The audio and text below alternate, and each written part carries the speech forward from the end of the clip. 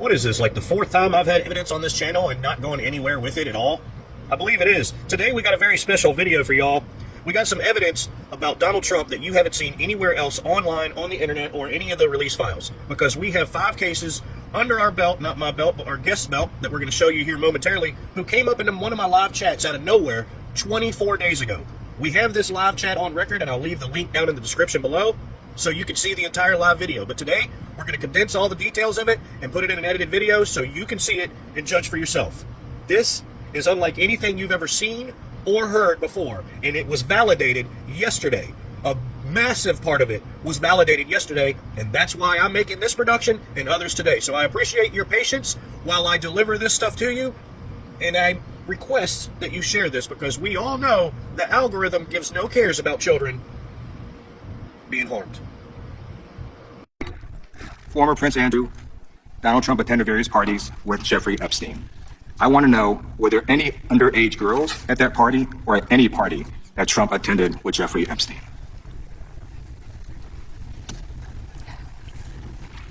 This is so ridiculous, and that they are trying to deflect from all the great things Donald Trump has done. There is no evidence that Donald Trump has committed a crime. Everyone knows that. This has been the most transparent presidency. He's the one who asked that those files. Let me claim my time. I got your answer. You said there's no evidence. Trump asked Chairman, please stop the clock. Stop the clock. Legislation. This is Time belongs to the gentleman from California. Okay. I'm going to put up another document from a witness who called the FBI's National Threat Operations Center, because I believe you just lied under oath. There is ample evidence in the Epstein file. Don't you ever accuse me of a crime. I believe you just lied under oath, and this is on videotape. You said there's no evidence of crime. I'm showing you. Here is a witness statement who called into the FBI's Threat Operations Center. He drove Donald Trump around in a limo. He overheard what Donald Trump said to Jeffrey on his cell phone. He was so angry, he was going to stop the limo and hurt Donald Trump. And he met a girl who said she was raped by Donald Trump and Jeffrey Epstein. She later had her head blown off, and officers at the scene said that could not have been suicide. No one at the Department of Justice interviewed this witness. You need to interview this witness immediately. Epstein should rot in hell. So should the men who patronized his operation.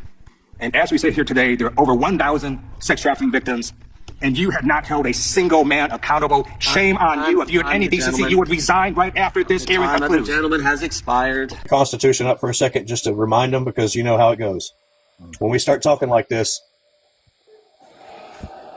they need to know we have the freedom of the press. You know what I mean? And so, right. Nothing against you and what you're trying to show, Andrew J. Just letting you know. This is the crime report. This is from the police department, where I pulled it from there when I pulled a FOIA for it. Okay, the name of the gun was a Brico 9mm handgun. I expanded you, Roosterfoot, if you want to show anything on camera. I'm sorry? I said I expanded you if you want to show anything on camera. You don't have to. Yeah, let me cut it on here real quick. So let me flip the camera here. And I appreciate you offering everything you're bringing to the table. I really do. Do note that these here, I have to redact some things, so got to be careful what I'm showing on here, okay? Sure. So, because these were FOIA requests, so I'm not, by law, I cannot show the details on them. My only point was okay. I'm trying to mentally put this. I can't show addresses, and I can't. I'm not asking for anything. I'm just Okay, asking. Is it y'all see this information? No. Do I need to turn the light on? No, you got to hit the 3 buttons at the bottom of your screen there and turn your camera on. 3 buttons. Okay, I thought I already have it on. Bottom right, I think it is. Yeah, bottom right. 3 dots. Is that it? Am I telling you right? Let me look. Yeah, 3 dots, flip camera. Okay, I got the camera on, but I'm showing you the paper. Okay. There's a little pencil beside there. Flick the pencil and then change your background. Okay, I got it. Okay, can y'all see me now? Yeah. Oh, yeah. Now we can. Okay, here we go. I got it now. Cool. All right. Can y'all see it now?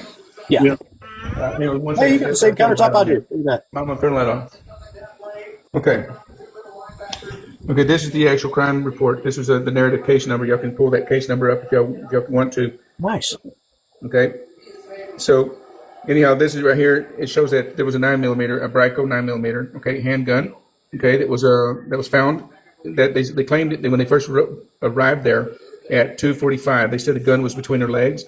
But then they said it when they gave it their last final statement. They said it was found at the bottom of their feet. So that contradicts their original claim to confuse the investigation, right? Right. So then we see this right here. You'll see that. victim, okay, a suicide note was found and recovered, but look who had it. It was the medical examiner who had it in his hands. Okay, up there, you see that? Medical examiner. What the frick? See what I'm saying? In other words, so now we know that he actually contaminated, and the one who wrote this is Deputy Fitzer, who wrote this C7. Which is this right here. He's not the lead detective. He's actually street level, police officer, and that's the other thing is that the case here shows that they did not have a lead detective, and they did not have a sign off. Anyone who gives authorization, so on and so forth. That's a huge red flag here. Yeah. Secondly, the big thing here, this is their initial report when they first arrived on the scene and all that nonsense, right? Right. Her name was Dusty Ray Duke, 19 years old, and she passed away on January the 10th, 2000, right? This is the person who found her. His name was Johnny Duke. That was the grandfather. And the two workers that were working with him, they had just come back from the hospital because one of them had received a wound, a cut. So they had to get it taken care of, and they went back to go, collecting metal scraps, right? Right. And they found her around 2 o'clock. Well, she was already, a headshot wound. She was already, found dead, right? Yeah. I mean, she was already dead when they arrived there. You're not going to survive. The question is how long. Now that's the problem. We don't have an autopsy to this case. We don't have a philanthropist to sit there and give us the time of death, so on and so forth, an accurate time of death of when she actually died. They classified it that she died at 2:45. She didn't die at 2:45. That's when the officials claimed her dead, but that's not the official death of hers because she died way before 2 o'clock. Right. You see what I'm saying? Yeah. So that's contradictory, and that's also another. That's how you know that it's all bullshit, right? Right. It's Alteration of records. Yeah. Right. And these are all witness statements that from each one of them that's seen her there, right? Yep. And then this is the police officer who arrived on the scene, found the first bullet, and then she admitted in her next claim that the second shell casing was found by also again right here. A shell casing, the second shell casing. Okay, you see that? That's insane. Was found, Yeah. and then by who? The medical examiner. That's insane, dude. Huh? How does the medical examiner find the second shell casing? That's insane. What they did is they moved the body. When they moved the body, they were able to see the second shell casing because it had just fallen right below her hair when she fell on the ground. Uh-huh. And so, because she was facing northwest, which shows that she had unalived herself with her left hand. And when she unalived herself with her left hand, the shell casing, ejecting from the right side of the 9mm revolver or whatever it was, it ejected out to the right side, right? So that means it went to the northwest to where she was laying at. Right. But the autopsy, which you fix to get to that here in a minute, okay? Here's right here where they stated that there was no autopsy. You see there? Oh shit. No autopsy. So how can they say that she had died from a single gunshot to her head? Right. They can't say that. Why? Because you don't have an autopsy. You don't have a GSR, analysis report. GSR is a gunshot residue report. Right. And so you can't say that she unalived herself. So what does that mean? That's really crucial here. That means that this is no longer considered a suicide. This means that it's now elevated to undetermined. In other words, she's no longer determined that she had unalived herself. Bro, got him by the balls. Holy cow. Sorry? Awesome. You got him by the balls, man. Yeah, absolutely. So this is what I do. I'm a real investigator. I try to tell everybody I'm a real investigator. I don't play games about my shit. Yeah. So here's the other thing. Okay, this is the original report. They claim that she unalived herself by shooting herself in the head on the right temple. That's the entry wound of the right temple. And this is the exit wound of the left temple. Okay, what's up, Andrew? Something wrong with this already? Yeah. She shot herself in the right temple with her left hand. Right temple. No, exactly. She's left-handed. This is the right temple. You can see for yourself. It's a right temple. Yeah. Okay. They have it marked here as a wider hole, and their exit of her temple, it's smaller, which is bullshit. Anybody who's ever shot a gun before knows that entry wound is smaller and exit wound is always bigger. Yep. So this confirms that they twisted it to misconstrue the actual cause of death. She shot herself actually on the left side, and it exited out of it.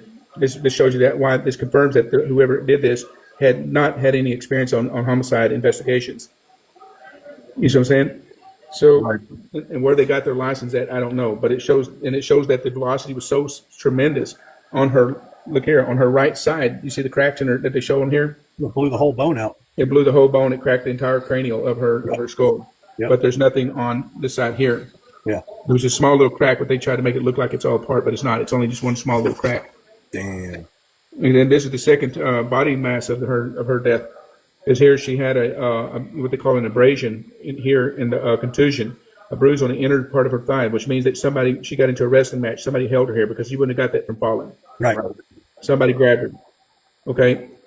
Also, she had a contusion here, which means that she was cut here. She was also cut here, and she received an abrasion here, which is a bruising. This could have happened from falling, but they tried to make it look like she fell on her left side and not her right side because it shows that the right side is clean, which would be, this is inconsistent. This could be like a scuffle mark or falling, where she fell or where she got into a fight here, but she shot herself in the left, so she had to have fallen on this side. That's a common point right there. If you zoom back to her leg right there at her upper hip, that's a common point for fighters and trainers that are trained to fight, to kick people right there in the pressure point to knock them from standing to a sitting position. Right, to on their knees. Yeah, but see, if the contusion was green, then it had to have been days old. Right. Yeah, the contusion in green and having contusion in green here. She had to have been there for a while, right? Yeah. Okay. Then, these are all the FOIA requests of all the information because there's information missing because the suicide note is missing, the signed, what do you call it? The signed authorization chain of custody of the evidence is missing in this file, and it's supposed to be here. In this request, it's supposed to be here. That's right. This is the witness who also witnessed that she went to, saying that she was also sexually abused. So we're trying to locate her now. Wow. And I won't go into the details on her name and all that stuff, but this shows you in Oklahoma, Tulsa. Okay. Also, this is again showing you another report of confirming that the autopsy was not performed. All right. So and this is the toxicology. I'm sorry. I was just talking to the comments down below. I got to keep engagement. Sorry. Okay. Now this here is the toxicology report showing she had no drugs and alcohol in her system, which confirms that she did not unalive herself. She would not have done that with a high-powered rifle. And this is the final closure on it, saying that they had the final closing on it, that she had the cause of death was a gunshot wound to the head, so on and so forth. So that right there is extremely very important. This is really, really important. So now we can confirm. Let me turn my camera back around here. Now we can confirm that what happened here is definitely a cover-up. It's no longer considered a suicide. It's now elevated to undetermined, which means now it's a cold case. And now that it's a cold case, it's because there's several different things that I got to do now. Is I got to now push DA to push to higher measures to exhumate the body from the ground because we now have evidence that they covered it up. Mm-hmm. And the reason why is because they investigated the case. They got the toxicology back without any kind of GCR reports or ballistics report. We don't have the owner's name of who owned the gun. Okay, it's not even on here, which it should have been on here with the ballistics when they already identified it, right? Mm-hmm. So that means they didn't send off for a ballistics report. They did not get any of that information. And without that information being in here, this is definitely clearly an intent to cover up on a professional level. Yeah. So that means that there's high members of the law enforcement that botched this intentional to keep from anyone getting investigated, so on and so forth, right? Wow. Put her body in the ground 3 days after she shot herself, which is never heard of. No kidding. That's way fast. Right. So they investigated the case 3 days, all in 3 days. Everything was done all in 3 days. That was like that Google guy that did the Google data bank for all the nefarious negative bias searches. It was alleged that Google killed his wife and they picked up the truck and sold it to a scrapyard in Mexico before they could even get it from impound the same day. I'm like, man, dude, how can you let that slide? That's like so much evidence right there to put against them. All right, this is. I'm thinking to show you here real quick. What did I do with it here? This is. I don't know if you can see his face here. Can you see his face? Yeah, I can see him. Yeah, you see it? He looks kind of like me. His name is Dan Ferre. He's from out of Oklahoma. He lives in Tulsa. Okay. He's the one that called. This is his file that he filed with the FBI. So, that's his case. That's his case, right? He's the one that called me because he said there's not getting anywhere. So he really wants to get to the bottom of it. He wants to find out what really happened to her. Right. So that's how he called me and contacted me to help him. And I said I'll do everything I can to, which I knew which he said he had already had reasons that she was, that she was unalive, that she was murdered, but he needed to confirm it. And so I confirmed it for him. So, but it goes. How does that implicate? I don't mean to interrupt, but how does that implicate the Trump administration specifically? Okay, the reason why is because Dan Ferre was a limo driver. Uh-huh. Okay, and he worked for a company called Blue Chip out of Dallas, Texas. Okay, and the Dallas, Texas company got him hooked with a guy called West. I got his name over there. But anyhow, which was a contract job. This other limo company called him to contract him to pick up Donald Trump. Okay. You see what I'm saying? Yeah. And he overheard him having a conversation with Jeffrey Epstein on the phone, going in details. And this was back in '95. He remembers it to a precision. He remembers every detail. Yeah. And they mentioned her name by Okay. calling her Dusty, a strange name. Who would call their child Dusty? And he remembers that very, very strongly. Yeah. And they went into details of how that they sexually abused her, blah blah blah, bragging about how they did it. And they said, "I wish we could have done silenced her, but we messed up here, blah blah blah." And he was already raged. He pulled his limo over, and was going to really take his life. Oh, wow. And he even literally brags about it on video, about how he even told the FBI that that's what he wanted to do. He wanted to literally take his life right then on the spot. That's how serious it was, because he knew who he was talking about. Yeah. You got to remember, she conveyed with him way back in '94 that she was attacked by him, so on and so forth. Right. Right. So that's how, and he was taking him to the DFW, but something inside of him told him he didn't want to ruin his life, because he had a wife at the time. He didn't want to put this burden on his wife, and so something just told him back away from that idea, right? So anyhow, so that's how it played into him, how that we were able to tie it into him. Okay.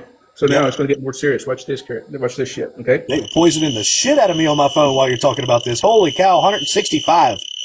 Are you serious? Yep, 165. I'm talking about this thing just pounding in the red. We're recording it on the Rumble Live. You'll see it there on Turbo World. Yeah, record this shit. I want to see that. Absolutely. It's recorded on Rumble Turbo World already. It's on the live stream running back behind this live stream. But yeah, that's them poisoning the shit out of me.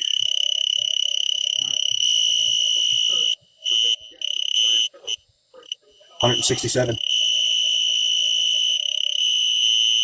Anything above poison, they're going 155. This is almost 3 times above Russian level of radiation through a cell phone, by the way. Russian level 100. They're hitting me at 165 right now. They're trying to put holes in my body. They've already done it once, and they put holes in my son's body too. He had open heart surgery twice before he was 1 year old. They put 9 holes in his heart before he was even born. With this Doppler technology, I used to sell cell phones for Circuit City and Sears and Radio Shack, and so I had no idea what I was doing, like everybody else. Okay, you ready for this shit? Yes, sir. Okay. Watch this. Okay, see, Wes Evans and Bruce Burns was the other limo contractor that contracted him. And I even talked to Scott and confirmed it, because Scott was the owner of Blue Chip. Uh-huh. So that confirms we're locking everything he says. See, that's the whole way to confirm all this. How you doing, Straight? Good, Steve, bud. So this is how we're able to lock him in. We're able to, now see what he's about, so on and so forth, right? Right on. Okay, so these are all of the names that I'm confirming that one of them is another 16-year-old who is deceased that is also on a cold case that's tied to the same person, tied to the same circle. Uh-huh. Okay? Network. And it's all a huge network. So now I'm going to show you this shit. This is awesome stuff, man. Thank you so much for coming up. You ready? You're welcome, buddy. Okay, so here, this is really big because he's called the cleaner. You know why they call him the cleaner? Oh, yeah. He's the legal representation of both. Guess who? Anybody ever seen Pulp Fiction, The Cleaner? Right. That's awesome. Wow. Yep. Well, he's the cleaner on the legal way. He cleans anything that comes toward them or tries to bring any investigations towards them. Okay. So he's the watch. So here he goes. Okay, watch carefully. He's been representing Epstein since he got arrested back in 2019, right? Mm-hmm. But at the same time, he was representing also the Orange Man, right? Mm-hmm. So when he was representing him, see, this becomes a conflict of interest because he's accusing him and he's accusing him. You see what I'm saying? Why are they using the same attorney? Right. You see what I'm saying? Now you see what I'm talking about? Oh yeah, that's an absolute conflict of interest there. It's a huge conflict of interest, and because but at the conflict of interest becomes the cleaner. But guess who he is? He's also a Jew, and he also has immunity inside of Israel. Yep. He also has international. He has no jurisdiction to operate in, which is huge. Yeah. So massive. Now what do we? So now it gets more interesting. What's this shit? His name is David Schoen. Okay, he writes Jeffrey Epstein right here to confirm him that this system is designed to a draconian system. It doesn't care about you and it doesn't care about anybody else. So he's basically siding with Jeffrey Epstein and his criminal enterprise. Mm-hmm. But guess what I found out though? See, everyone thinks that he's the mastermind behind the international child trafficking, the largest in the world, the richest man, blah blah blah. Mm-hmm. In actuality, it's the other way around. Mm-hmm. As I've come through to finding out, we're starting to find out that it was actually the Orange Man who's actually calling the shots. Aha. So now, That's this why is they him. gave him the crown. Anyway, go ahead. Right. They gave him the crown and calling him the king because he calls the shots. He also owns You ever heard of the CYM? No. CYM. We found out that CYM is the largest corporation in the world doing human trafficking. And guess where they're headquartered out? At Trump Washington, Tower D.C. in Manhattan. Oh my gosh! Oh! Yep. And I got that documented. That's awesome. So yeah. And it's terrible, Absolutely. but it's awesome that you're catching it. Go ahead. Oh yeah. This is the beauty about it all. Okay. So now we got this. You got that right, straight shooter. Okay. So look here. Research. I'm sorry. Straight shooter said, Rooster knows how to research, just reading comments, not trying to interrupt. Absolutely. Okay, so check this shit out. Okay, so now this is a case here. I don't know if you ever heard the new case. The young man, he's my age. He's about 51 years old now. His name is William Sacha Riley. Okay, he's a pedophile victim. Okay, and his claim accused not only the Orange Man and Jeffrey Epstein, but he basically said Jeffrey Epstein was a facilitating and introducing him to Orange Man. But believe it or not, it was actually his father that introduced him, and his father was this guy here. Okay, his name was William Bill Riley. Okay, he was also Bill Riley was a pilot. Okay, hang on, let's get that because that's his wife. We'll get to that in a minute. Okay. This is him where he won an award calling him a master pilot. You see what he did it for? The company he worked for? Life Team? He worked for Airback, Life Team, but that was his cover story. And because of him being a master pilot, he became employed by Epstein to become, to traffic young children. Yeah, he can fly wherever he wants. Right. He can fly wherever he wants. And believe it or not, she's not innocent. She was just as also complicit. Okay? And she committed, claimed, quote unquote, unquote, suicide, but she didn't. She did not commit suicide. And I found that out also, which I'll get to that later. Okay. So this is where he received his reward as a master pilot, yada, yada, yada, right? Right. And I've already confirmed all this and locked it all in. This is his wife where we confirmed that she committed suicide. It's in Texas, okay? Texas, huh? My county. My state. Yeah, I'm from Texas too, so I mean, I knew where. Huh? Where are you at?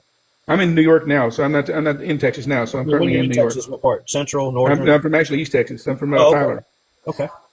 Yeah, from a little town called Tyler, right between Dallas and Texas. I got a bunch of cases on the docket right now. We got to get together because I'm proceeding and I don't know my ass for a hole in the ground.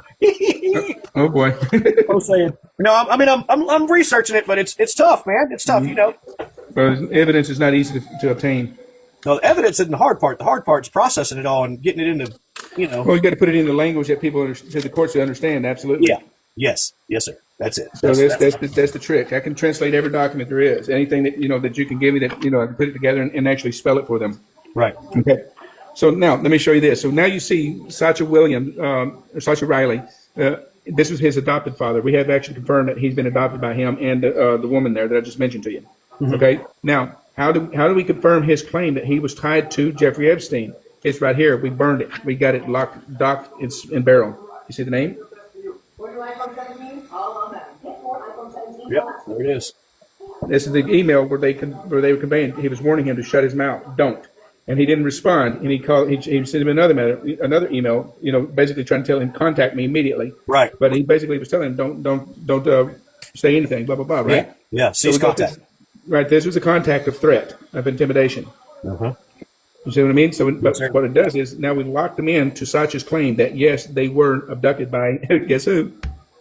Jeffrey Epstein. Jeffrey and also the Orange Man. Huh?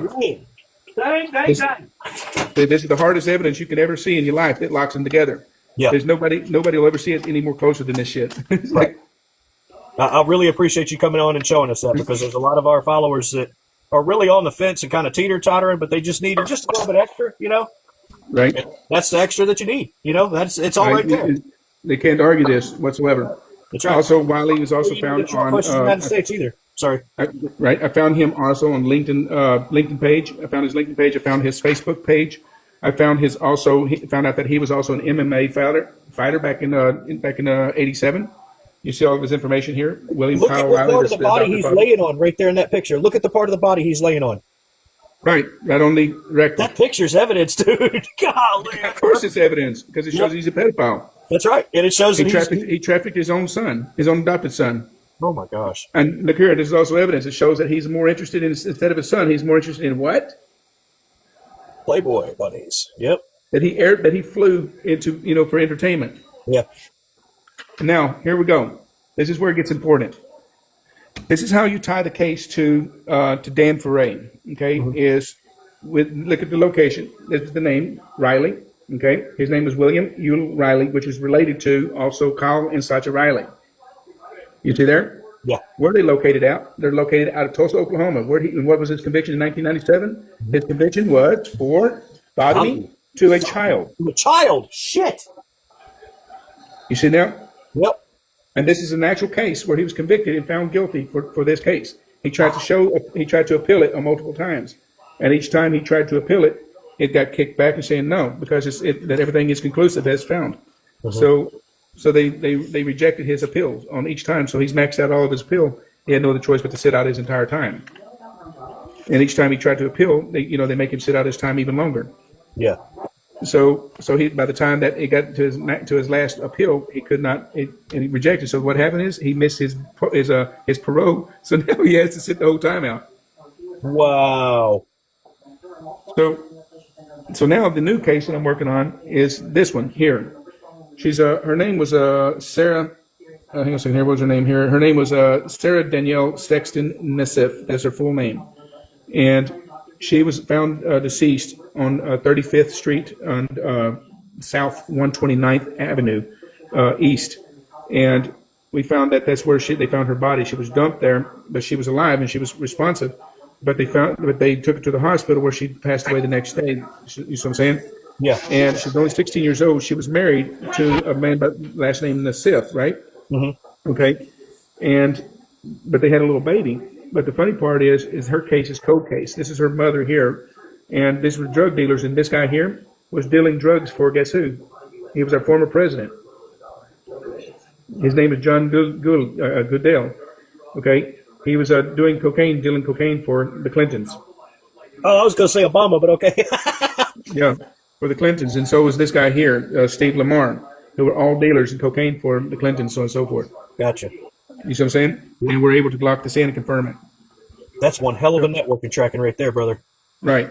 It's a deadly network because I found out that the OCS, so his name is Todd Spurlock, Marty Wilson, also Detective Huff, Huff, were the ones, I believe, that had something to do with the decease of the young girl, the 16-year-old, because they botched her investigation on purpose, and it became a cold case. They didn't try to find it. So I have a FOIA request for that, waiting for that to come in order to be able to lock that in. Wow. And it's just going to get more and more interesting. To me, I think it's the other thing is that there's another Sarah that was mentioned in Sacha's name or in his claim, and I'm wondering if it's the same Sarah. I'm just trying to match the timeline, the date, because Sacha witnessed several girls getting killed. They unalived these girls, and they tortured them before they unalived them. And he had to bear witness. He had to sit in the same room and do it. He served 21 years in the military in the army. He's a 3-tour inside of Iraq, and we're trying to get him. I'm trying to get a hold of him now. But he's not going to be willing to go interview because he's really a PTSD. He suffers with PTSD on both wartime as well as his trauma with they say a victim of being a pedophilia victim, right? Yeah. So, but I know that he's willing to talk. I know that he's willing to talk with me because I'm working with another investigator to lock them all in and to get more details. And because what I'm looking to do now is as soon as the winter breaks, we're going to go hunt for bodies. Yep. That's what needs to happen. Gotta have the evidence. That's right. That's who I'm going to work with. I'm going to work with him to get him to try to, irk his memory and try to trigger his memory to where he can remember where he was at, because they traveled a lot between Oklahoma, Texas. They traveled to Tennessee, Alabama, Georgia, so on and so forth, and Florida. So we're trying to pinpoint all these locations where they had these buffalo houses. Right. Those who don't know what a buffalo house is, those are homes that were initiated or selected for prostitution, illegal child trafficking, yada yada yada. And so we know that he was in those houses. Also, he was forced without choice to unalive one of the victims because she requested him to do it because she didn't want to go through the torture and torment anymore that they were putting her through. Oh, He wow. admits it, and he also witnessed a snuff video on one of the girls, so on and so forth. The case is extremely graphic. I mean, it's one of the horrible investigations I've had to stumble across. No shit. Um, This thing's going to make you world known. yeah, I think I'm already at. I think I'm already at that point. Yeah, that's man. What can we do to help you? Everything I can is that if you, it's like, well, I can text you, so I want you to do me a favor. Yeah. Is to get me a request. I want to get the full autopsy and full medical investigation of the young lady, the wife, there in Johnsontown or Johnson City. I need to get a copy of that. Well, first and foremost, I'm not a lawyer or any kind of accredited lawyer or anything. I just need to get. Well, I mean, if you want to just help, I mean, I would just get it. Yeah. get No, an I do email, want to give me help. an email I to the just police want department. to inform you that I'm not a lawyer or any part of that system, You but I don't can have to be a definitely help in lawyer. any capacity. Well, to me, everything takes money to do. So, if Yeah, anybody wants to no, help me shit. financially, that'd be all I need help with. Yeah. So, what did you need? You need that. Let me write it down. Okay, yes, I'm getting the address here real quick. Give me a second here. She had deceased inside of the city of, wait a second, what is it? Johnson City, Texas. She passed away in 2018. 2018. Okay.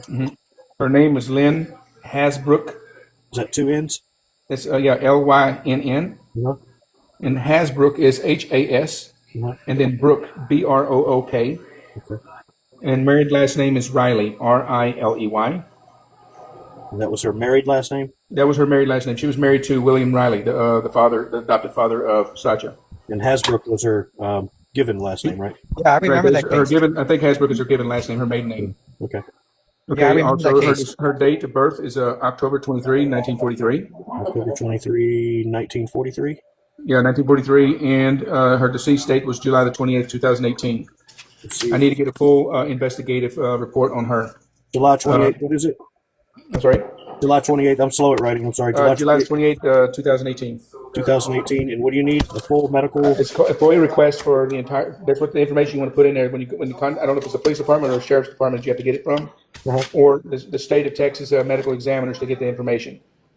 If not, I can get it myself because I know Texas charges for that kind of information. So Yeah. if they charge, just let me know and I'll go ahead and pull the FOIA myself.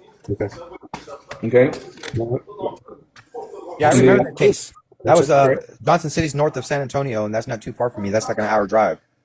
Okay, so it even makes it even more simpler because you can even go to the county clerk's office to pull that file, or even the police department. It may be in the it may not be in the police department, so you may have to go to the county clerks because that's where they hold all of their records. How does So- a regular citizen get to go in the police department and pull files? A regular citizen, because as a citizen, it is the right to public rights to public information. It's called a Yeah. FOIA request.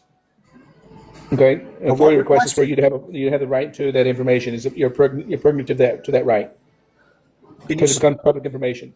can you spell that request again? I didn't hear that word. FOIA, it's FOIA. FOIA.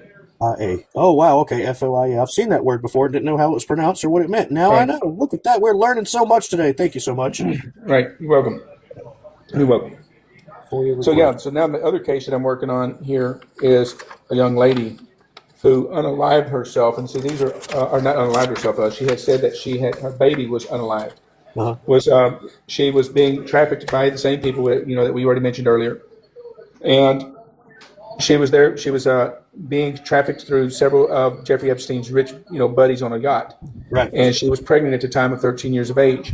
Damn. And they were still having all kinds of messed up sex. Her baby became born, right? Right. And born a little bit earlier than normal, but born okay, nothing wrong with it. But Donald Trump, the Orange Man, was sitting there in the same area, in the same place, and when they were unaliving her baby.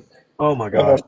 So, and she filed a report with the FBI's NTOC, and we're following up on that, trying to contact her, and hopefully we can find her, unless they may have unalived her. Right. But we're trying to get her to come forward and talk with us, and give us as much information she can remember. All of these victims here were all drugged. A lot of them were drugged, so a lot of their memories are fogged. and that's one of the things that we're looking at. You can see here, I put in a FOIA request for the Tulsa Police to release Sarah Danielle's Sexton's investigative reports in all of her files when she was investigated, and also I'm contacting cold case office to work with the cold case to get down to the bottom of what happened to her. Right. Because I looked at the location, I have all the locations and all that. She was a beautiful blonde-headed girl, young, so on and so forth. Her mother was kind of like a meth addict, so on and so forth. And this is all Tulsa, Oklahoma. There's a lot of drugs and a lot of trafficking in there. That's a hub of the network.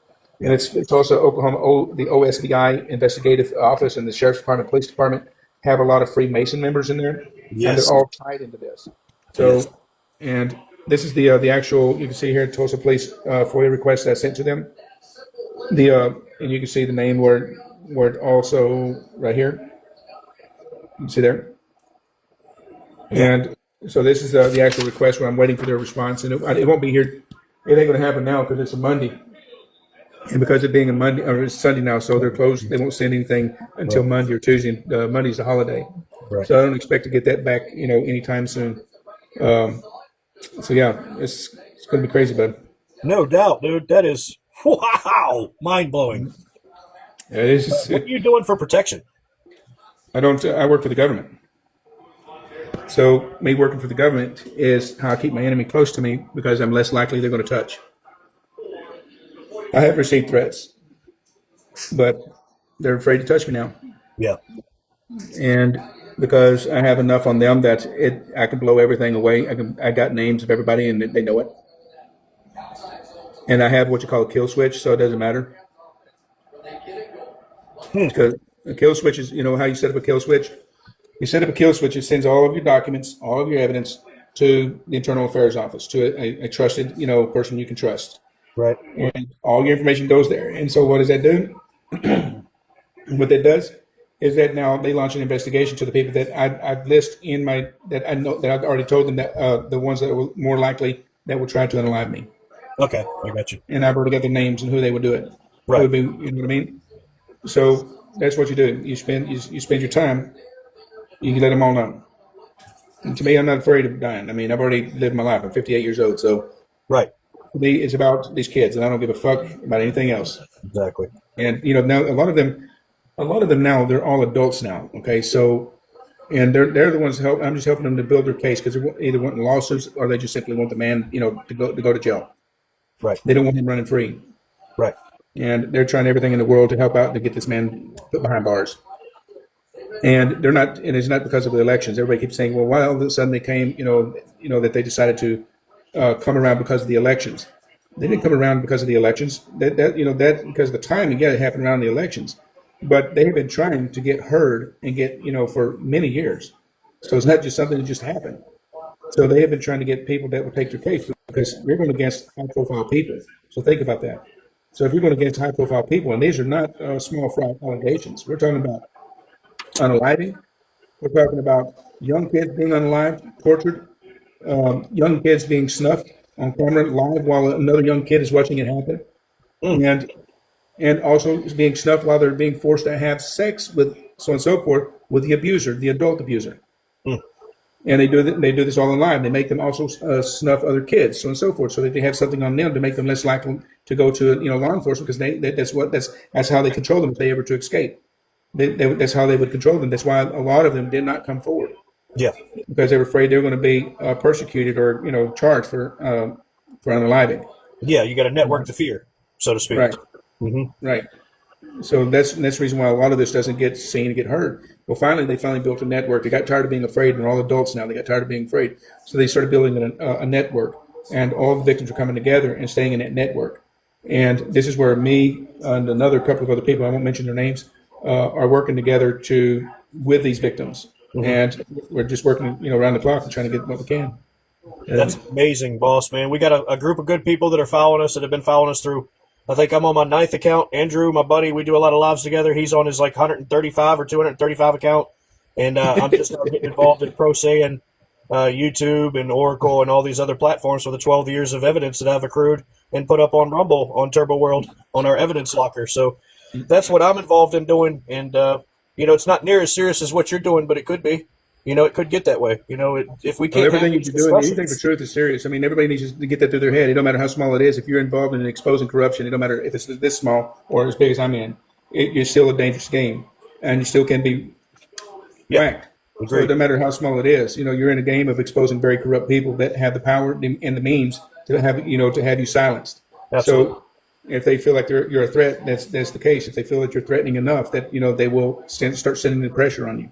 Yeah, Try to intimidate you. Pressure on me. I've got a video on the YouTube channel on Turbo World of them sending a Predator drone out here, and it's a 70-foot wingspan drone, and they flew it around my house for 2.5 hours, and then they buzzed my garage and almost crashed the whole neighborhood.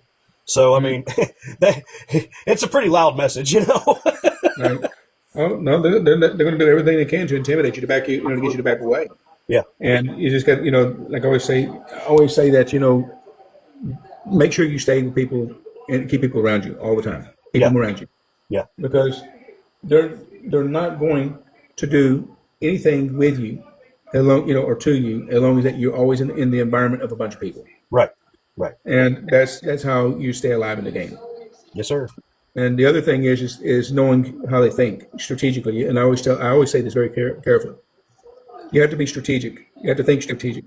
And if you don't think strategic, then you get weak and you leave a lot of openings, a lot of weak points that are uncovered or unchecked. Mm-hmm. And that's how people get unalived in this business of truth. You have to think like they think. Literally, what would you do if you wanted to silence somebody? How would you go about doing it? And how would you make sure that nobody knows that you're going to do it? Mm-hmm. So on and so forth, and make all your plans. And you got to think of who your enemies are that you're exposing, and how that all their guards and their bodyguards think. And when you think like this, it's when you start to realize you have now a network of power now, because knowledge is power. Now, knowledge cannot be defeated. Okay, no matter if you become unalive, you got to remember knowledge is power. Everybody that you circle your information with, they will now know who did it, and they will go in your stead. Because they're going to make sure that those people don't, see the light of day anymore. Yeah. You have the trusting group in your loop. You know what I mean? Yep. If you have the trusting network that will, that knows the situation, knows the game, get with people you can trust, and that with your life you can trust them. Yep. They cut your mic out now. They're turning your mic down slower and slower and lower and lower. It's so funny. Me? Yeah. They can kiss me off. Yep, but that's right. Call a love story. That's what I tell them. Makes me feel good. I got so much love. I mean, so much spare time to dick with these controls, man. It's something else, isn't it? Right. Oh, yeah. So, I'll be glad to answer any of your questions, guys. If y'all have any questions before I go. Yeah, I got a question. Golly. So I found out through one of my buddies, Jordan, who's suing a bunch of pharmaceuticals for some stuff. He was dropping a note. He's got a YouTube channel, and he's trying to do some stuff. I tried to get in contact with him because I figured I need to unite with these guys who have experience, because I have experience on the other side winning my freedom back. I don't have experience going against corporations. And so this is a completely different wheelhouse. I'm a mechanic, man. I mean, so. Well, you happen to be in Texas, where forgiveness in Texas is just simply don't exist. Okay, because they use that as leverage to charge you with some other frivolous case that you're not even guilty of. They'll just pin you to it just to silence it. Yeah. And like in Smith County, I'm from Smith County, and they're known for having the largest death row inmates in the world, or basically in the nation altogether, right? Yeah. So they've sentenced more people to death out of that county than any other county. Jeez. And so when I got in trouble with them, it took me forever to get my records, white slate. Right. Because I had to literally leave there, and when I went to work for the government, the government did the Postal Inspector's Office and the federal agency, FBI agency, did a background check on me.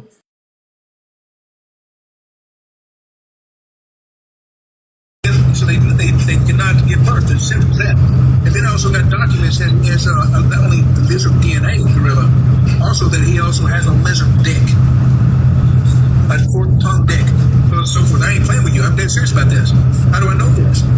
Because a young boy by the name, I told you all this earlier, Dusty Ray Duke, gave a description about his penis. I guess who else gave that description? Because who else gave that description? There was also Dan Ray Duke.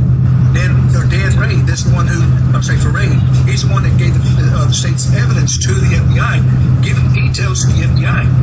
That he was even a sexual victim himself. He wasn't just only turning state's evidence against Donald Trump on the death of Dusty Ray. He was also telling the FBI that he was also a victim himself. but he's going to come out in his next interview that he's going to give, and I'll let y'all listen to that. He's going to invite me when he gets an interview. And he's going to talk about it. And he's going to go into detail. I'll tell you something right now. This guy's sharp. He don't forget nothing. He remembers everything in every detail. And how I know that is because I was the one who validated everything he said. I'm not just taking his side, because I don't take nobody's side. You're going to say you did something, or you're going to say something happened. I'm going to go validate what happened. I'm going to go validate what you say, because that's what we're supposed to do, is validate what people say. You know what I mean? That's where you don't just jump on a bandwagon, just because I say it. I don't want you to be a follower. I don't want you to be, somebody just listens to me.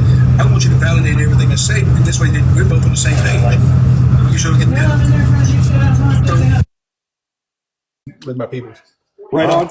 I'm going to, hopefully, maybe you can get in touch with me on turbo.world@yahoo.com. I got some things I want to ask you without asking for your email address over the wire. I'll give you my, you just write me a DM, I'll give you my phone number. Okay, cool deal. Super appreciate having you, brother. Have a good night. All right, no problem, man. Y'all take care, man. Good talking with you guys. Y'all have a good night. Bye.